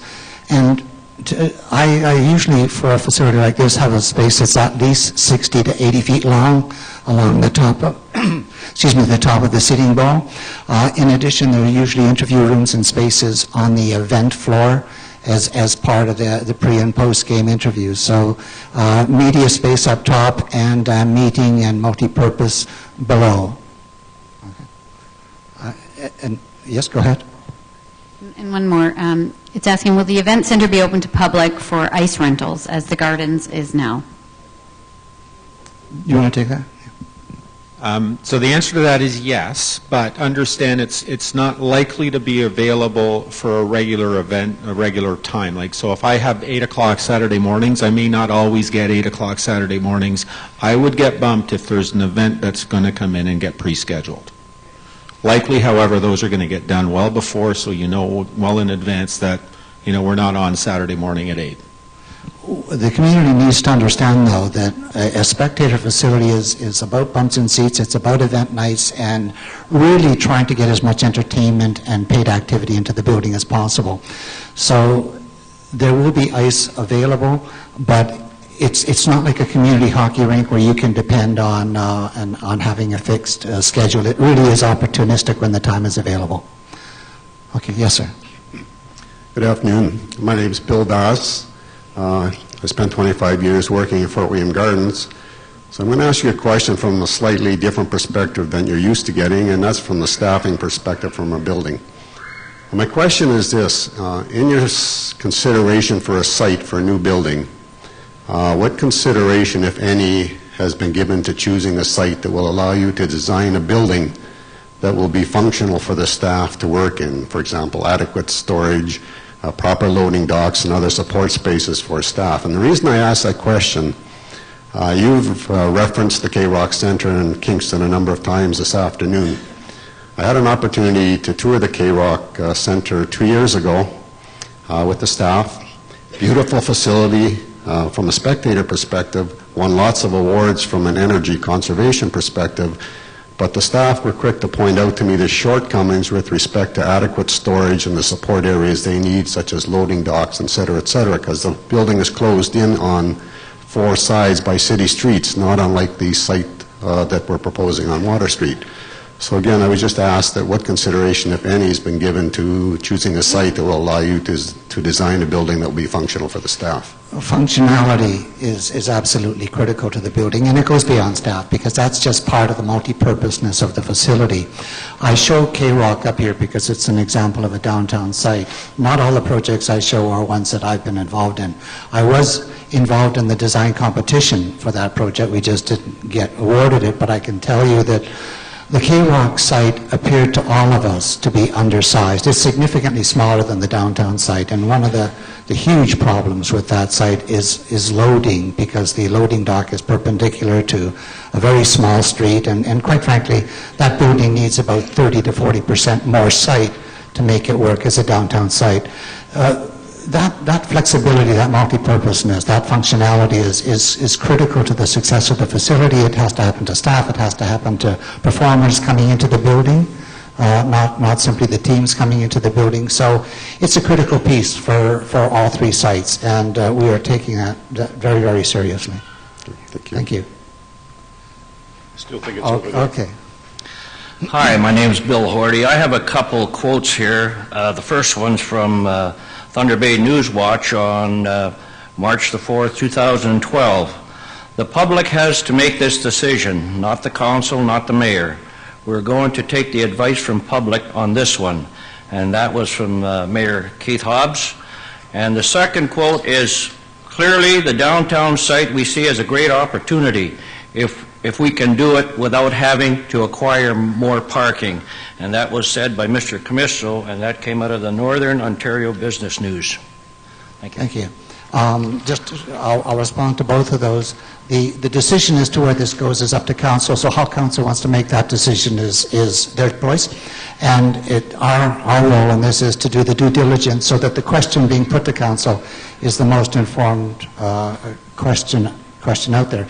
In terms of the parking piece, I think the intent of that comment or that quote was we don't want to go out there and start converting real estate in the downtown area to a parking function. And that's why the current design for the downtown waterfront site has seen the insertion of a parking level below the building. You did mention last meeting, though, did you not, that we possibly need a parkade downtown? I was referring to a quantity of parking downtown, and I thought at the time that, that might be, we were looking, quite frankly, at a piece of property north, and we just made the conclusion internally that, no, we need to have the downtown waterfront site take care of the issues that are inherent in a downtown location. Thank you. Okay. Conrad, you may not be able to answer this, so maybe Mr. Commisso can. I want to know what I should say to a grandson that I don't have yet when he says, why are there 4 arenas in this geographic location on the north side of town, and I live on the north side of town, and only 1 on the south side? I guess my concern is the equal distribution of participation facilities that will be necessary when the Fort William Gardens is gone. Okay. No. Just, no, hold it. I'm answering the question here. Good luck on the grandson, first of all. I know what it's like, isn't it? But I'll go back to the comment that I made just a couple of minutes earlier. This is not a community arena. It really isn't. And I think a lot of people make the mistake that because there's a big hunk of ice in it, that it serves that purpose, and it really doesn't. And the community needs to understand that the more successful this facility is, the less ice time will be available to the community, and that's a good thing. If you wanted to build something to skate on, there are a lot more cheaper options than building an event center. So I hope you get your arenas in the South Roadster and that you get your grandson shortly. But that's got to be part of this process, is how do we replace the participation facility that will be lost in the south side of the city? Well, That's my question. Yeah, I think, okay, I think part of the success of the Fort William Gardens as a place where you can play hockey and do those things is based in part on the failure of the Gardens as a true multi-purpose event center. And that's not being critical. There's, the facility was an exceptional facility at the time. And at this point, it doesn't have an event calendar that means very much. And there's just a lot of ice time available. Tim? Just, can you repeat your numbers again? Because I just went through my head and... Right. Well, okay. Kern River Arena, Grandview Arena, Port Arthur Arena, and the new event center in Port Arthur, north side of town, where I live. Okay. So let's go to the south right. then. South side, Delaney. Nebing. And Nebing, which is, in the former township of Nebing. So for anybody that's in the former city of Fort William, they're losing a participation facility on that side of the community, I guess. So we have Tournament Center, which is... Not operated by the city. Well, it's actually, we own it. It's operated by an operator. Right, in the worst location and the worst maintenance. Anyway, I just wanted to confirm the numbers, but I hear your point, Peter. Okay. Yeah. Like I said, I feel sorry for the people on the south side of the city who will lose a participation facility. Appreciate that. Yes, sir. Hi, my name is Mirko Walther. I want to say that, me personally, I don't mind paying for parking, okay? Whether the event center is on the north side or at Innova Park, I don't like the airport. Having said that, I favor Innova Park because I think that long-term, the economic spin-off will be greater there than it would be downtown. For the simple reason that if you build downtown, yes, you're going to have some restaurants, entertainment, and so on, move into some of the older buildings around there. However, having a new business move into an old building doesn't increase the tax base as much as having new construction. I've lived in Thunder Bay for 21 years, and the whole time I've been here, Innova Park has been one big vacant piece of land. By having the event center placed in Innova Park, I think because of the regular crowds that will go there, you would have shopping and restaurants follow, and that would grow the tax base. Hopefully that would translate into lower taxes on all of our tax bills, which then hopefully would spur even more investment in the community. So that's my 2 cents worth. Thank you. Hi, I'm Frank Sternad. I've lived in the city for 38 years, and I have kind of a financial question, probably better directed at Tim Camiso, in regards to provincial and federal infrastructure funding for a project of this magnitude. Is it still available, or will it be forthcoming? Very good question. The federal program that we were looking at would not apply to anything dealing with an ICE facility, but it certainly would deal with conference convention. So we've had that discussion. They have another intake in June, so by the time hopefully we're in a position we could submit to that. There's a threshold of $20 million that they require in order to make application. The provincial government, they do have a number of different programs. They have the Heritage Fund. Some of them are capped at a certain number. But I think this would essentially be a project that we would hope we would be able to get in, and over time look to different types of programs. You're right that there's nothing there right now, but again, I think the only way the province or the federal government is going to look at it is if it's a defined project with a cost and that. So it's a bit of a chicken and egg, but the reality of it is if it's not project ready, it likely is not going to get the support regardless. Okay. And just if I could add, the city has put aside $25 million to date. And I make that point because if we're in a position of asking the feds and the province, it's always better to be in a position to say that we have it. That's not probably enough money, so that'll be another thing you have to look at. But I can tell you like this, the goal of council is to minimize, if not, alleviate any debenture for this. And I don't mind saying that publicly, because if you have a debenture for a facility like this, it makes it very difficult to get the numbers on the operating side, within reason. Mr. Commisso, my friend Bill Silla and myself have written to the provincial and federal finance ministers in regards to funding available, and I'll read you what the response was. As our government has stated, professional sports are first and foremost the responsibility of the private sector. Our current suite of infrastructure program does not allow for funding of professional sports facilities. We will not be proposing any change to this criteria. Now, how is this going to affect our multiplex now? Well, I think you're making the assumption that there's a private thing. There could be, a number of different operations. I mean, the assumption there that there's a private entity that's operating in this. And, what I'll say this is, we're looking at a whole bunch of different options. If that's a consideration, that impacts provincial federal funding, then they're relevant. And at the end of the day, this project may not move forward because we can't put the money in place. But it doesn't mean, I think, that we shouldn't try to position it as best we can. And I think that's the point that we're trying to make is, it's really about trying to plan for the future. Thank you.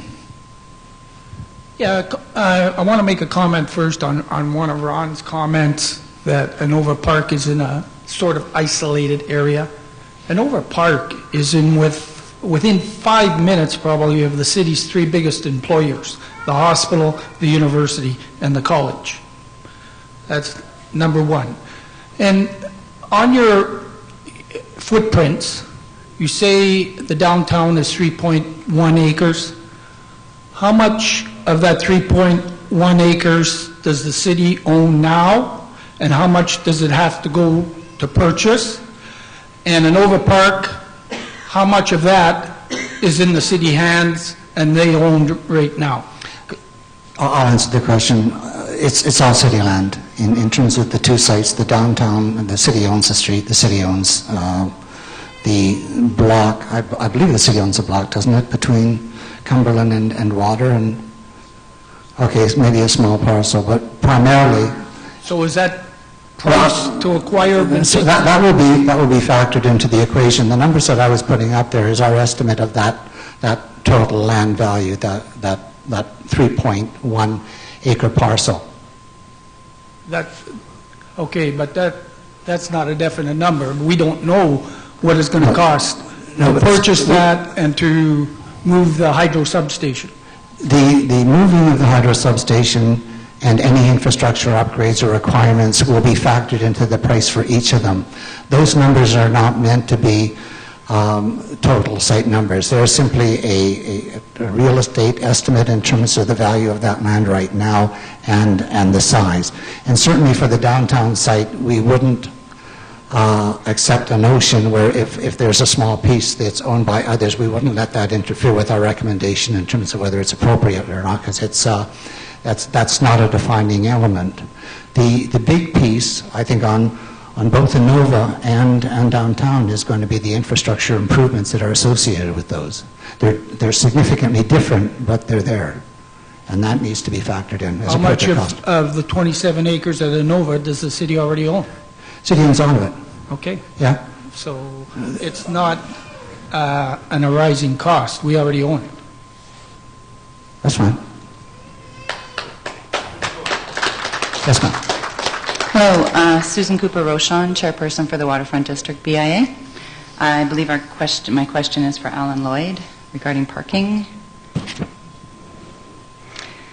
First of all, I just have 2 comments and then a question, if that's okay, and they will be brief. The Waterfront District supports the downtown location, of course. We have an ongoing commitment to help facilitate businesses to locate in the downtown, and we have property owners who are committed to spending millions of dollars on renovations, and we also have public transportation already in place. My question for the downtown location is, was the population living within a 10-minute walk of the downtown location taken into consideration with the parking survey? I think I'm on. Yes, I am. What we did is we looked at quite carefully the amount of parking activity that's on all of the street system that relates to basically any user, whether it be a resident, whether it be commercial activity, and all of that was factored into the availability of parking that then we went on to talk about using and being available for the event center. So I guess the simple answer is yes.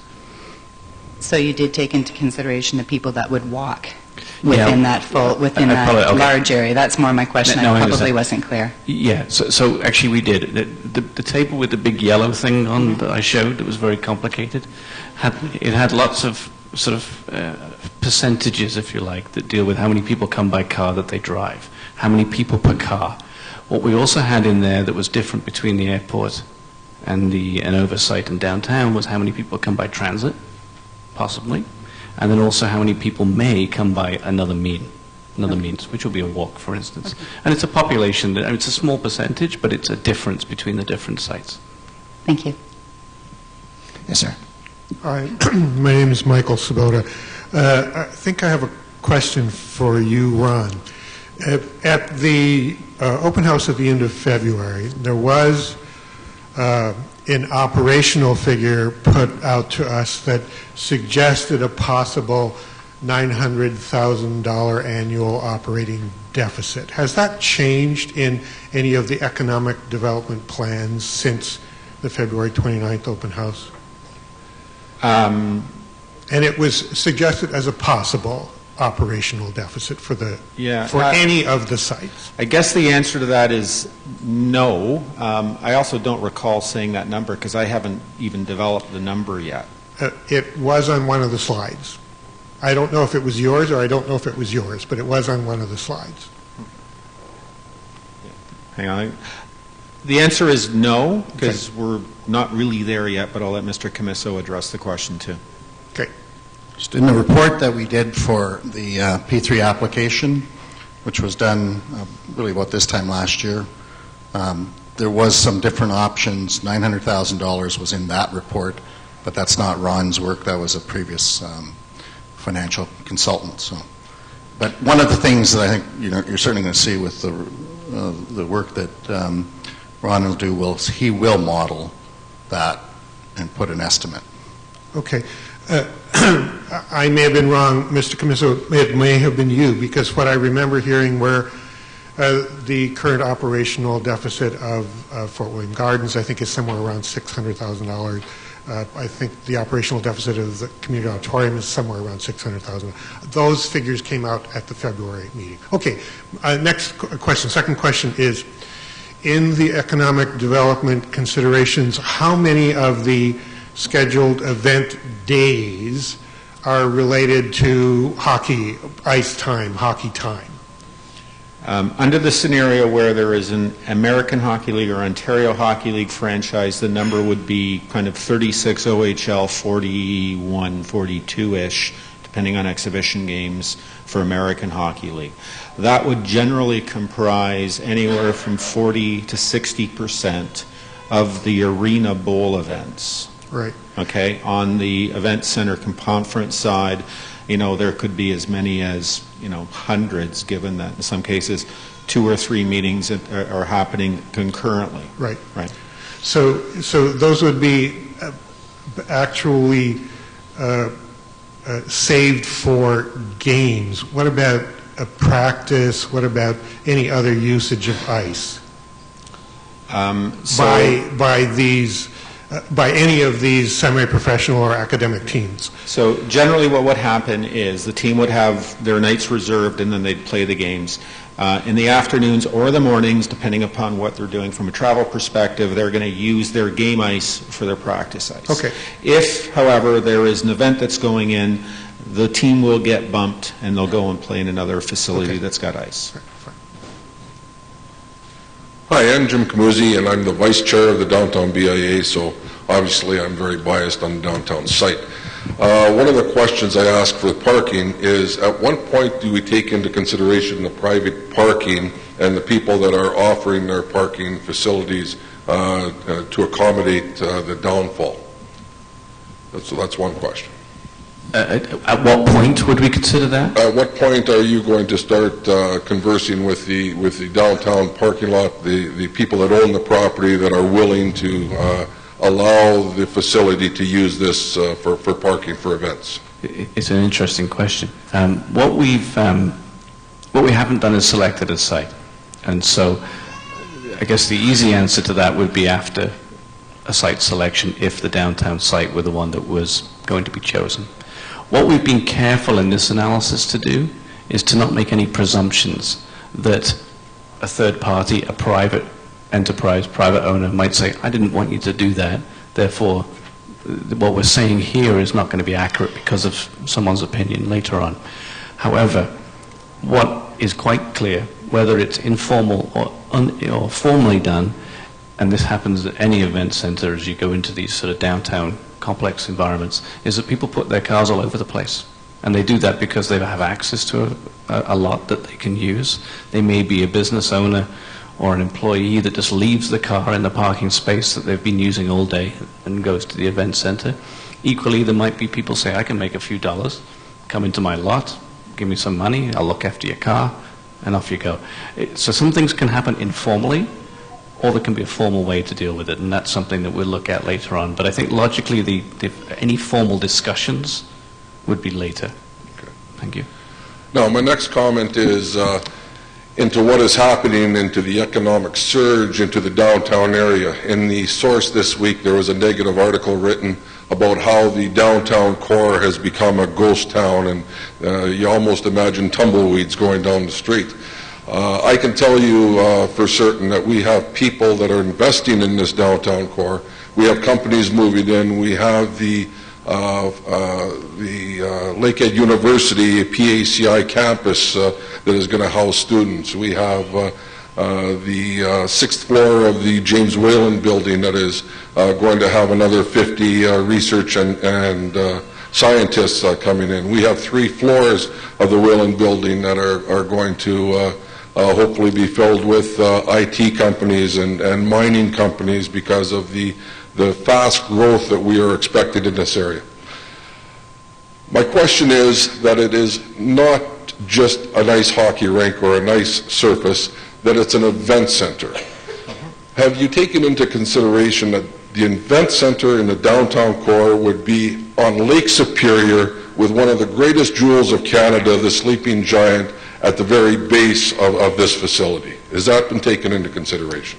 Are you asking from an economic perspective? Certainly from a design perspective, if you look at the downtown site, everything is focused on the Sleeping Giant. Well, it's sensitive and animated towards Cumberland, which is your major commercial street, and it's just got nothing but glazing and green roofs facing the Sleeping Giant and the Waterfront Park. So that's been recognized, and the pedestrian connection from Van Norman, Cumberland over to potentially over to the water park is part of that strategy. Economically? Yeah, from that perspective, absolutely, it's one of the factors that we're discussing with the event planning industry as we're looking to them to say opportunities to bring new events that are currently bypassing or not even considering Thunder Bay, with a downtown facility with the views and the vistas onto the Sleeping Giant and Lake Superior. Similarly, the same thing we're doing at Innova Park. So we are covering that and ensuring that that's all being thought of and discussed. Appreciate it. Thank you for your time. Okay. Yes, sir. Thank you. My name is Jack White, and I have a question, I guess, first of all, about numbers. You said that there were approximately 5,700 fixed seats. Yes. But then you show a configuration with floor seats and a center stage, and you didn't say how many seats there would be then. I thought I mentioned up to 7,000. It depends on the configuration. So if you go center stage, then you're adding around 1,700 seats to that. And if you're going end stage, you're probably adding about 1,100 to 1,200. So you're at 7,000, certainly for end stage, and a little bit more for center. Well, so I'm assuming maybe we get, who knows, I'll say Kenny Rogers, and they sell out what is going to happen with parking then? I mean, your numbers just don't work then. So I'll tackle that. What we looked at, and I thought it was kind of, I'd be quite clear about this in terms of the evaluation we did, is that we looked at those different event types. One of the types was capacity, and we used 6,800 as being all the bowl seats are full, and then the ice surface was full too. So we used 6,800, and the 2,000 cars that we saw on the Innova and the airport site and the 1,800 downtown came from that analysis. So in my opinion, we have that work in front of you, have the information so you can use that in your adjudications. Thank you. Yes, sir.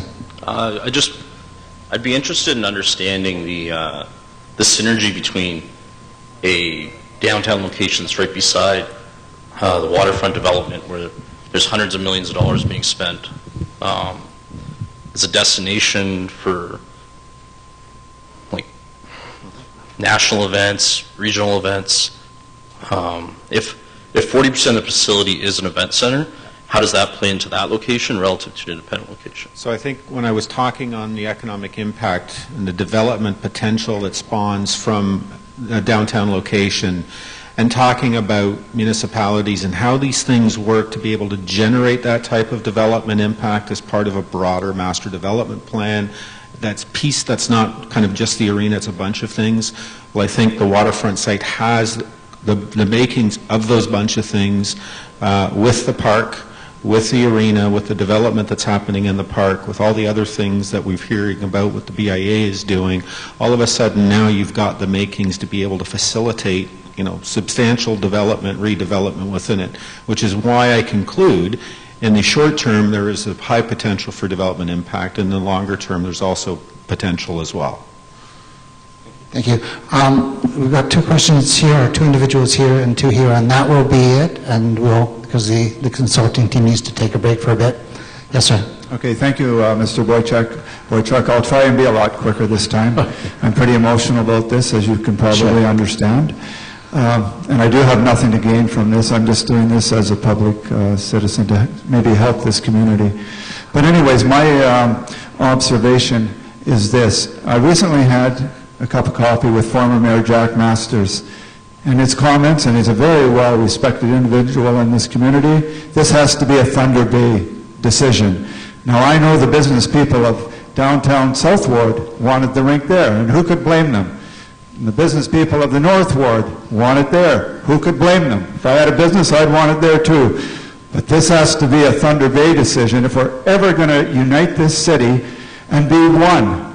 It's not one party's opinion or another party's opinion. It's got to be a Thunder Bay decision. I'm asking Mr. Commisso, are you prepared to recommend to council that this matter be settled in a plebiscite, and every single citizen of voting age will get a vote on this, and this will put this to bed once and for all? I can live with the result of any plebiscite by the majority of city taxpayers. Are you prepared to make that recommendation and cut out this nonsense? Maybe I could ask you to clarify. Are you talking about voting on the location? Exactly. And only building when you have the money. Well, voting on the location. Okay, so this is what it's all about. Could I answer that other point you made? That's exactly what we've said. This is not going to be built until there is money. And I don't know how many times I have to say that, but quite frankly, this is not a facility that's just going to move ahead. Okay. What about the plebiscite? On the location. I'll answer your question directly. This is why we've engaged, quite frankly, experts in the area to bring forward a recommendation. If council... So is your answer no? My recommendation is going to be to basically bring forward their... So you will not give everyone a vote? No, you will accomplish nothing by this. Someone will get a rink, but it won't be where probably most people want it. You've wasted our tax money and our time having this fiasco. Well, I think I answered your question, so... I just make a comment. A lot of communities go through a lot of emotion when it comes to spectator facilities. This is all about, this project is about due diligence. It's not simply about taking a poll of where people want it, because the whole question, the whole discussion needs to be a lot more informed, and Tim's comments that this is part of that process are absolutely key. Yes, sir. Yes, my name's Gord Van Fleet. I have no business interests in either side of the city as a retired individual. I have two questions and two comments to make relative to those questions. And the first one is that, first, thank you for the presentation tonight. My disappointment was that it didn't contain more detailed information than you provided. It's really superficial information that's being provided. I have a particular interest in technical reports and which serve as the underpinnings for the kinds of costs and other decisions that you're making with respect to the comparison of the locations. So my question then is whether there are technical reports available or whether there are more to come. This is of Mr. Camuso. And whether in the short time that's still between now and when there will be a presentation to council, you've asked for you've provided for only one further public consultation. I think it's a major step, a big step, without sufficient information, detailed information, to jump to one more public consultation session. I think, and having seen many environmental assessments, this is not one of those, but they serve as a model. And I really don't see the nice comparisons of benefits and the shortcomings, and then the mitigation measures for the shortcomings on all of the sites. I don't see that in a succinct, very articulate way. I see kind of a glossing over of a lot of things. So I want to ask you if there are technical reports that can be made available for review, and secondly, whether you would consider stretching out this and having at least one more session before you have the one after the final report comes in. So 2 more sessions, that's what you're talking about? Yes, I'm talking about one where the consultant really comes in with what is next to final product. Meaning having, as I said, some succinct comparisons like an EA does, like an environmental assessment does. I don't see that here at all. I see kind of a generalization of everything. Well, I'm going to let Mr. Boychuk talk about his report because there will be a detailed report. That report will be essentially tabled with council and have it go out to further public consultation. That's the next public meeting. That will be in early June. The report that all of these individuals will contribute to, but it will ultimately be Mr. Boychuk's report, will be what we refer to as really the detailed report that should answer all of the questions. So I think your point, I think, is to have more time really allowing for that report to be brought to the public. That's correct, yes. So I'm going to let Mr. Boychuk, because it's his report. Thanks, Tim. It's a very interactive process that we're going through, and I think the understanding of the planning team 2 weeks ago regarding the conferencing component is different than it is today, just based on the ongoing conversations with the Hotel Coalition, with the hospitality industry, and with operators of existing integrated spectator and conferencing components. There is a very technical aspect to this process, and I think you will see a more technical report, for example, coming out of the parking and traffic piece. The economic piece doesn't have the same kind of formulaic approach that some of the other activities or sections of the report will have. And once we have the ultimate handle on the conferencing piece, then we're able to get into the pricing of the various buildings. And again, quite frankly, I think it's kind of between Innova and the downtown waterfront.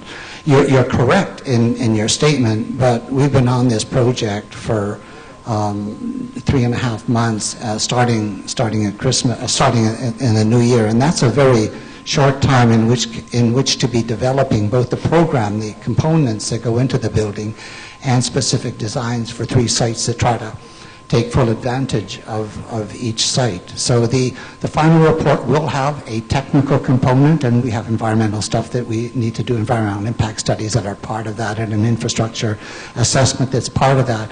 Part of the report is not quite as technical, and at the end of the day, the recommendations are in part the technical and the economic impact piece, and that will be as technical as we can make it. But Ron, do you want to comment on exactly how technical just because I don't think they're super formulaic.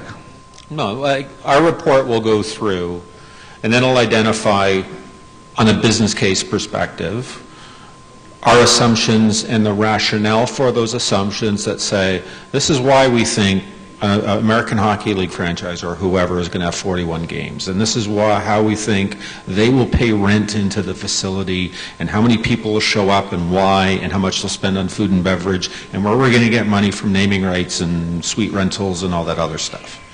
That's our report. And it's got the market support in there and the comparables in there that says, this is why, Sault Ste. Marie is 3 and I think it's 2.5, or Sault Ste. Marie is 5 and I think it's 7.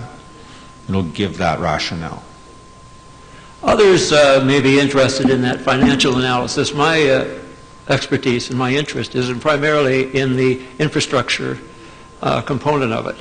I'm more interested in contamination on the site. I'm interested in the underground parking and whether it's even possible with a low overburden on that site and high rock in that area.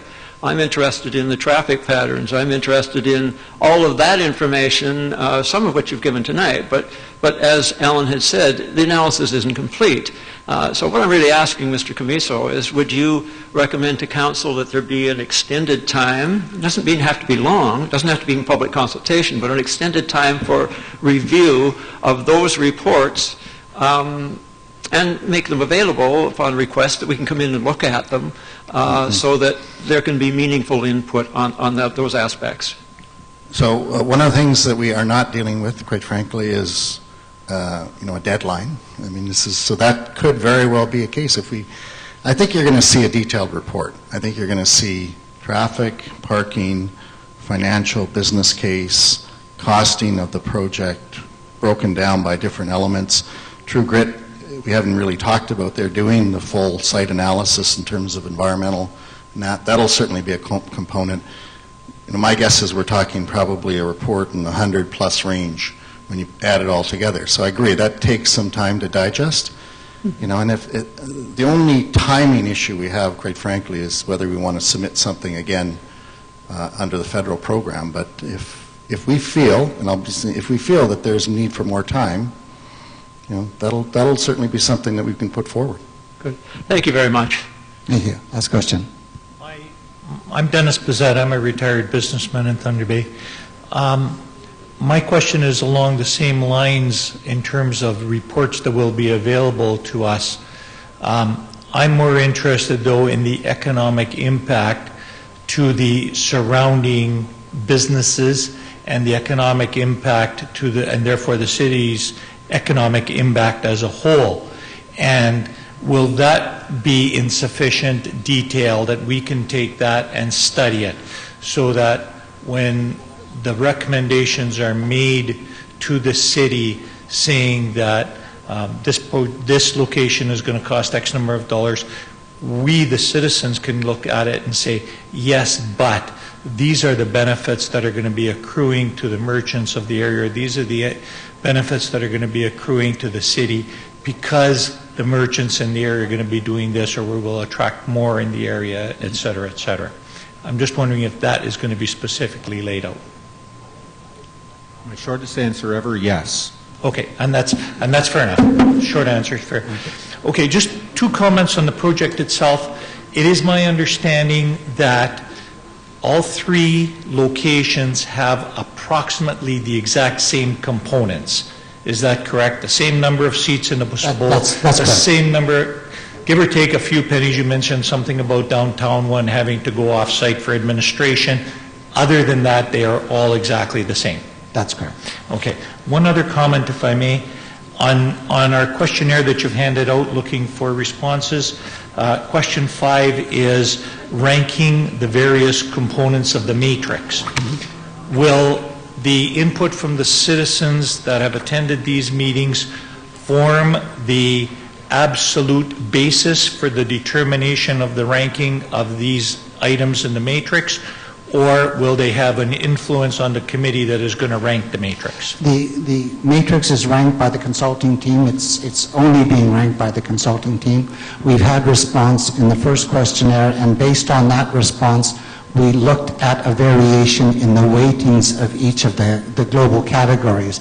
And we will be looking again at what the community thinks and revisiting the weighting of the categories. Okay, so fair enough, but the final decision is going to be on the committee's going to be making the final decision. The consulting team will be making the final evaluation. Thank you. Thank you. And thank you for attending and sitting through this presentation. Thank you.